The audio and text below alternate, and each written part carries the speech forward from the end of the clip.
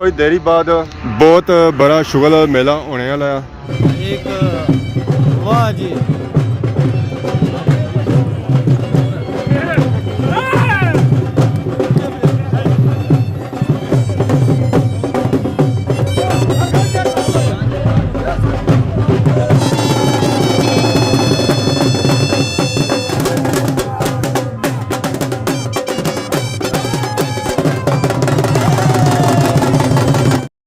Rashid Shabir.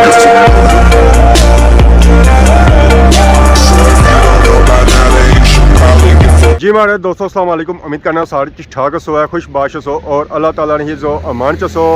मैं राशिद शबीर स्वतः की यूट्यूब चैनल और फेसबुक पेज राशिद शबीर और सारी खिदमत फिर आजरा जी का नवी वीडियो की नहीं था। इस वेले मैं मौजूद हाँ जी लसा बाजार तक माशाल्लाह सा चेक करो जी लसा बाजार ना व्यू माशाल्लाह बहुत ही खूबसूरत और प्यारा बाजार है जी। तो इतना आई जाना तो तुसा कि इतों रोज़मर्रा इस्तेमाल नहीं हर एक चीज़ मिली सकनी है, चाहे वो पहने वाली है, चाहे खाने वाली है, तो चाहे इस्तेमाल करने वाली है। जेरी जेरी चीज़ सही चाहिए ना वो इंशाल्लाह सके इथों मिलती है। इधरों सा जाई सकने जी पोठा सियाह वाली साइड, तो इधरों सा जाई सकने हो जी खादमाबाद डडियाल वाली साइड, और अगर सा इथों खब्बे टर्न के नो इथों पे सा जाई सकने हो जी छत्रो वाली साइड। इनके लसा बाजार चौक भी है जिसी आख्या जा जी छत्रो चौक, और इस तो अलावा बटली चौक भी है वो थोड़ा जगह जाया गर्ल्स कॉलेज छत्रो छना जी उत्थे आ। बाकी तुम इतना एक गल नोट करी रहे हो है कि इतना आवाम नहीं बहुत ज़्यादा गैदरिंग कट्ठी होनी पी है, आवाम अच्छी पी है, और सारिया गड्डियां मोटरसाइकिल जो है ना वो इतना अच्छी तरह रुकने पे क्योंकि इतना थोड़ी देरी बाद बहुत बड़ा शुगल मेला होने वाला है। और शुगल मेला ये होना पाया कि इतना कुत्ते शो करसन है। तो बाकी असा की हूँ इन्होंने इंतजार है कि वो इतना अच्छा है। तो फिर असा अपनी वीडियो शुरू कराया। आवाम आई रही है गड्डियां मोटरसाइकिलों पर इतना ये शुगल मेला तकने वास्ते इतना आवाम की बहुत बड़ी तादाद ऑलरेडी आई चुकी है। उस तरह अंदाजा गड्डियां मोटरसाइकिलों से लाई सकने हो जी कि कितनी आवाम इतना आई चुकी है।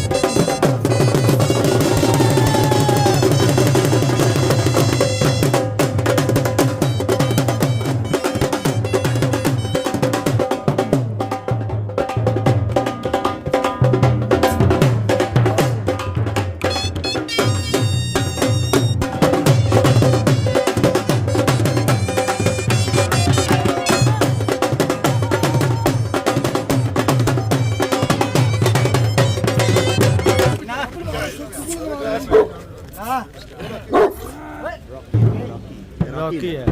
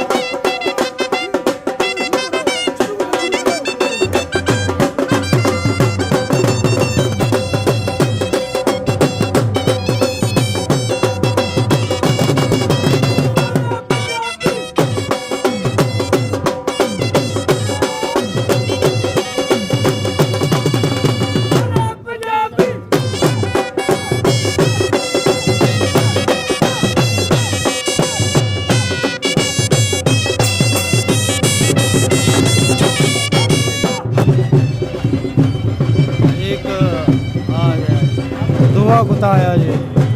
वाह जी।